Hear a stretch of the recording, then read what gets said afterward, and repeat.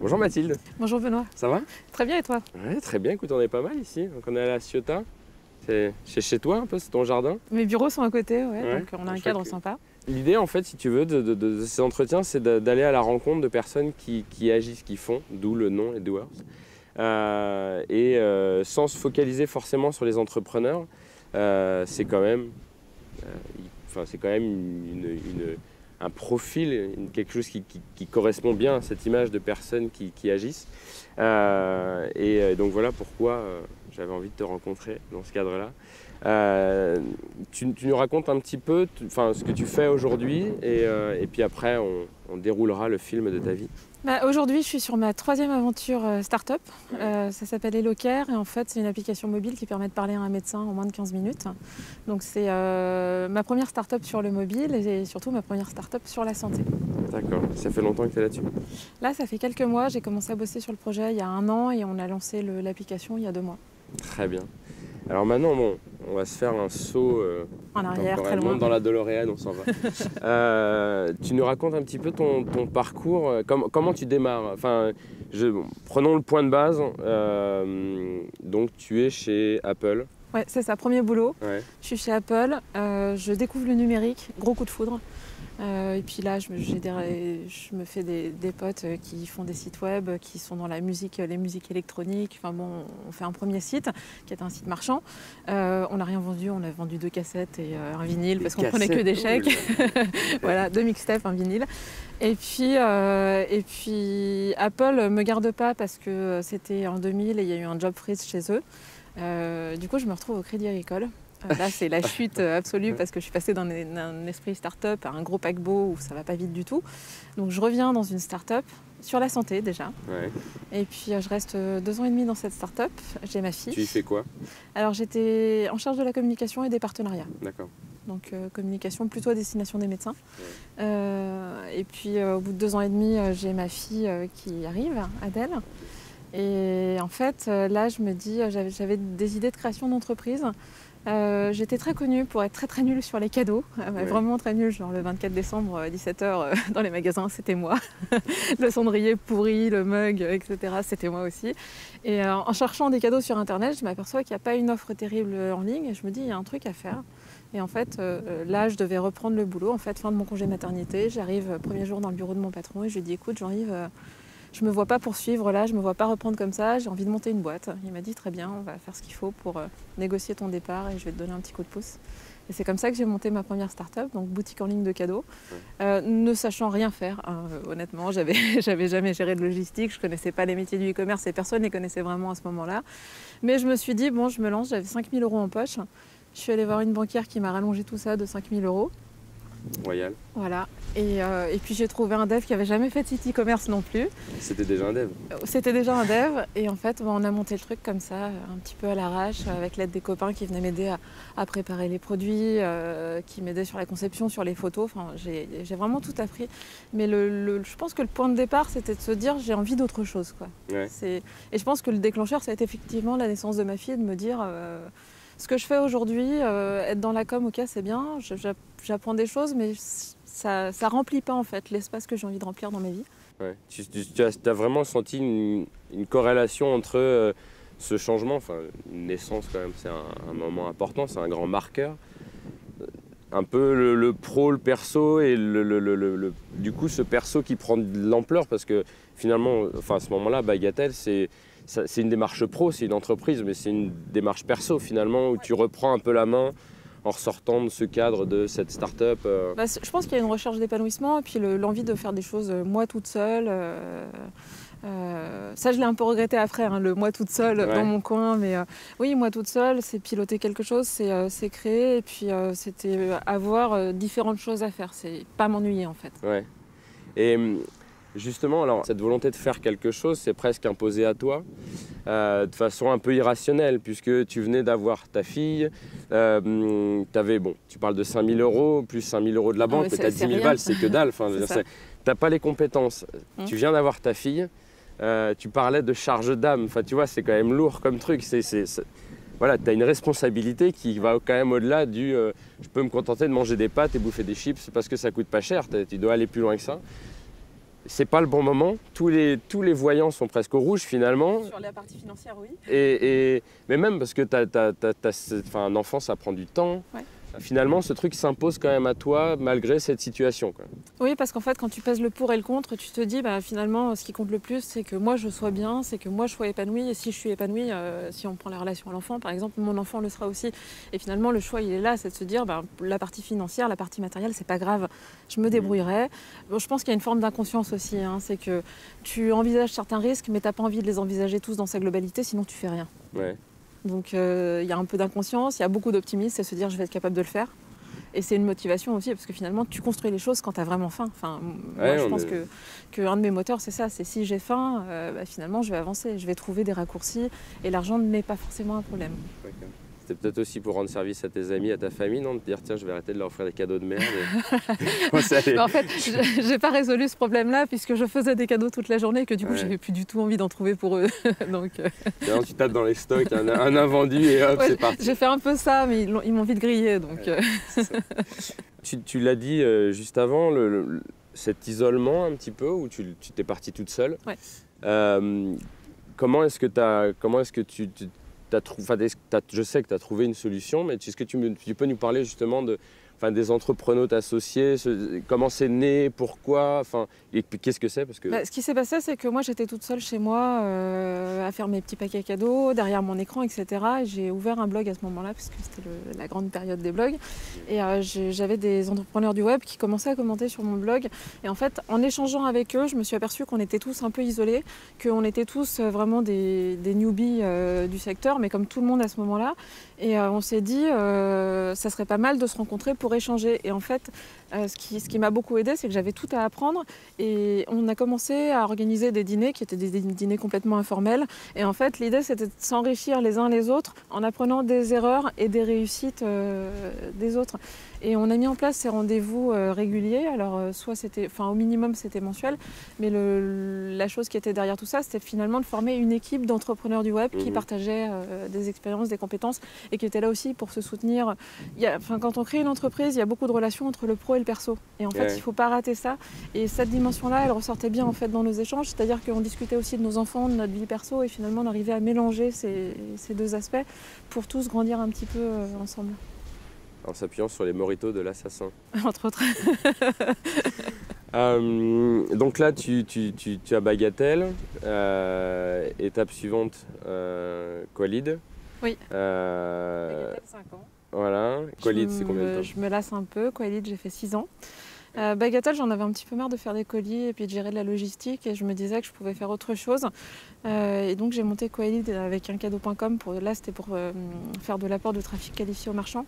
Ça partait d'un besoin, mais finalement, à chaque fois, les boîtes que j'ai montées, c'est toujours parti d'un besoin ou d'une envie de résoudre un problème. C'est déjà une bonne base. C'est le dénominateur commun. Il y a un commun. paquet qui oublie ce menu détail voilà. En se lançant. Et du coup, c'est vrai que je pense que moi, j'ai des cycles de 5-6 ans sur les projets. Et au bout de 5 ans, à Bagatelle, je me suis dit, j'ai envie d'autre chose. Qu'est-ce que je peux faire aujourd'hui? Qu'est-ce que je saurais faire? Donc, il y avait un socle de choses que je pouvais faire. Je connaissais bien la question du trafic, je connaissais bien la question des cadeaux. Donc, on a monté ce comparateur d'idées cadeaux, uncadeau.com.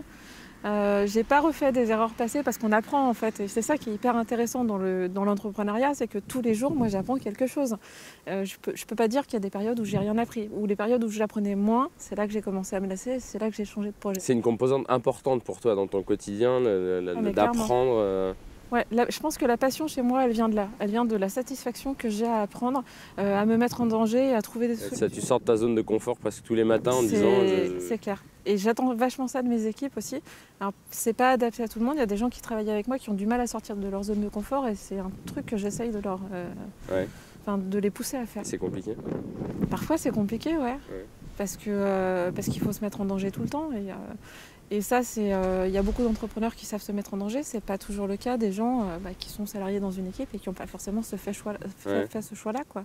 Et tu penses que c'est dans l'ADN finalement d'être je reprends ce truc, mais d'être un doer, justement de ce fait de dire je fais des choses pour faire, on parlait de zone de confort, je sors de cette zone de confort, et puis du coup j'apprends et je me bagarre un peu tous les jours face à tout ce qui peut se passer autour de moi et pas que Enfin, là, on parle d'entrepreneuriat, donc quand on parle de bagarre, on pense à l'URSSAF, on pense à toutes ces conneries-là.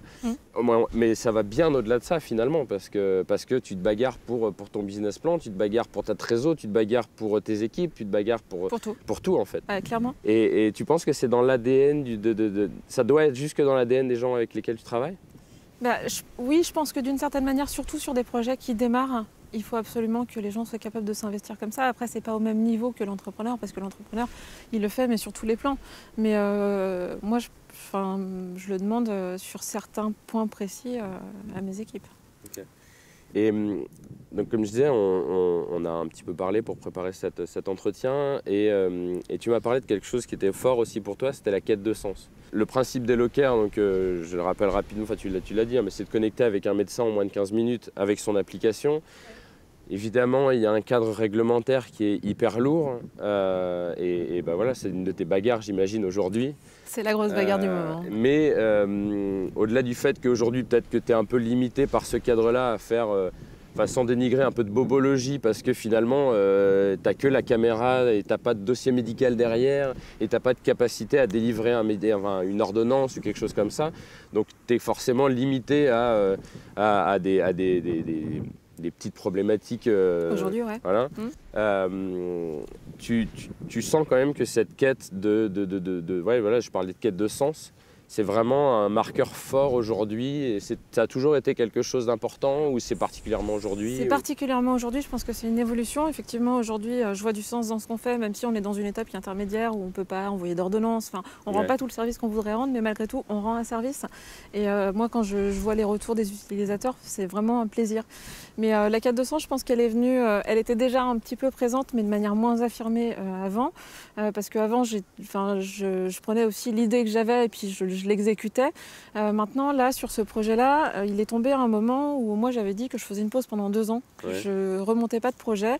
Il est tombé aussi à un moment, peu de temps avant, on discutait avec ma fille de ce qu'elle voulait faire plus tard dans la vie, et puis elle nous regarde et puis elle nous dit non mais de toute façon moi plus tard je vais faire un métier vraiment utile. Et nous on a ressenti le message du genre vous ce que vous faites c'est internet, ça sert à rien quoi. Et en fait je pense que ça a alimenté la réflexion, et que si j'ai accepté un projet au bout de 6 mois au lieu des 2 ans prévus, c'est justement parce que ça avait du sens, parce que je me dis j'ai envie de faire quelque chose qui peut changer quelque chose dans la vie des autres, au-delà de la mienne. Ça va m'apporter une satisfaction personnelle, mais il n'y a pas que ça en fait. Et c'est un peu ce qui me manquait sur la dimension e-commerce avant. C'est sympa de faire du e-commerce, mais bon, tu as vendu un produit, voilà, tu l'as vendu. Là, c'est... on va pas sauver des vies en fait avec la solution qu'on propose, mais par contre on peut aider les gens à vivre mieux, plus longtemps, en meilleure santé. Et ça en soi c'est un challenge. Ouais, et puis on en parlait récemment, on retrouve aussi des bénéfices collatéraux. Moi je te donnais l'exemple quand j'ai vécu en Asie. Y a des moments où tu te retrouves face à un médecin et tu sens qu'il n'a pas compris ce qui se passe et tu n'es pas confiant. Et le fait de dire, voilà, moi je suis en Indonésie, je peux me connecter à Helloker et je vais parler avec un médecin qui sera français, qui sera en capacité de comprendre et d'interpréter mon angoisse, de la raisonner et possiblement de pouvoir m'aiguiller vers quelque chose. Et c'est vrai que c'est intéressant dans cette démarche. En parlant, finalement, tu as eu un deuxième enfant. Oui. Qui est arrivé pas longtemps avant Helloker. Oui. Tu retrouves une corrélation, ou c'est juste un hasard de calendrier ou... Alors, je pense que le deuxième enfant, il a aussi déclenché l'envie d'arrêter Coelid, et c'est pas très longtemps après que j'ai mis... Coelid, c'est un enfant caché aussi? Non, j'ai pas eu d'enfant caché pour Coelid, mais c'est effectivement, Joseph est arrivé. Quand Joseph est arrivé, je me suis dit que je commençais à m'ennuyer un peu et j'avais envie de faire autre chose. Et il y a un jour où je suis rentrée à la maison et en discutant avec Nicolas, on s'est dit que c'était le moment pour moi de changer. Ouais. Donc oui, il y a peut-être une corrélation effectivement. Donc bon, là, si mes associés voient la vidéo, ils vont se dire qu'il ne faut surtout pas que j'ai d'autres enfants. Tu t'as parlé de Nicolas, Nicolas qui est ton mari, oui. Qui est lui aussi entrepreneur, oui. Aussi sur Internet. On partage ce contexte familial, parce que moi aussi je suis marié avec une entrepreneuse sur Internet. Est-ce que tu considères que c'est un élément fort dans ta capacité à faire justement, que d'être avec quelqu'un qui fait aussi Est-ce que tu pourrais te marier avec un... Alors, je ne veux pas dénigrer, hein, mais avec un fonctionnaire, avec... Est-ce que tu penses que tu pourrais t'épanouir de la même façon? Est-ce que ça joue, en fait, finalement, dans ton... Je sais pas si on peut l'envisager en termes d'épanouissement. Par contre, je pense que ça a clairement joué dans ma réussite, au sens où il est là pour me challenger quand j'ai besoin de challenge. Il est là, il y a pas de détour en fait dans la discussion. Si je fais quelque chose qui est pas bien exécuté, il va me le dire vraiment sans détour. Ouais. Et ça, c'est hyper agréable. Et à la fois, on s'aide aussi. On a des courbes. Quand tu es entrepreneur, tu as des hauts très hauts, des bas très bas. Nos courbes de haut et de bas se croisent parfois, et souvent quand lui est haut, moi je suis en bas, et c'est lui qui va m'aider, qui va me tirer vers le haut. Et je pense aussi qu'il a une compréhension du rythme et des problématiques d'un entrepreneur, parce qu'il le vit aussi, et que ça aide vachement. Quand j'ai envisagé d'aller sur le projet Hello-Care, je lui ai dit voilà, y a ce projet, tu sais ce que ça veut dire en termes de vie personnelle. Ouais. Il m'a dit ouais, je sais très bien, je serai là. Et effectivement, il est là, il s'occupe des enfants, il fait tout ça, et c'est chacun son tour en fait. Ouais. Et ça, c'est hyper important, parce que y a beaucoup de couples avec un entrepreneur qui explose en vol, parce que l'autre ne comprend pas le rythme, ne comprend pas qu'il ne soit pas impliqué, qu'il ne soit pas disponible. Parfois, t'entends pas, on te parle, t'entends pas, parce que t'es concentré sur une idée, sur un développement, etc. Et puis être entrepreneur, c'est dur, et c'est bien d'avoir quelqu'un qui est là à tes côtés et qui est dans la compréhension complète de ce que tu vis, quoi. Ouais. Enfin, pour moi, c'est important en tout cas. Très bien. Moi, je crois qu'on a fait un bon tour du sujet. Merci beaucoup. Merci à toi. C'était très cool. Puis t'as un joli jardin avec une jolie vue. C'est plutôt pas mal. T'aurais pu travailler un petit peu sur la météo quand même. Ouais, le soleil, mais bon, on pouvait pas tout avoir pour une première. Comme ça vous laisse une grosse marge de progression aussi sur la météo. Exactement. Merci beaucoup Mathilde. Je t'en prie, merci. À bientôt. À bientôt.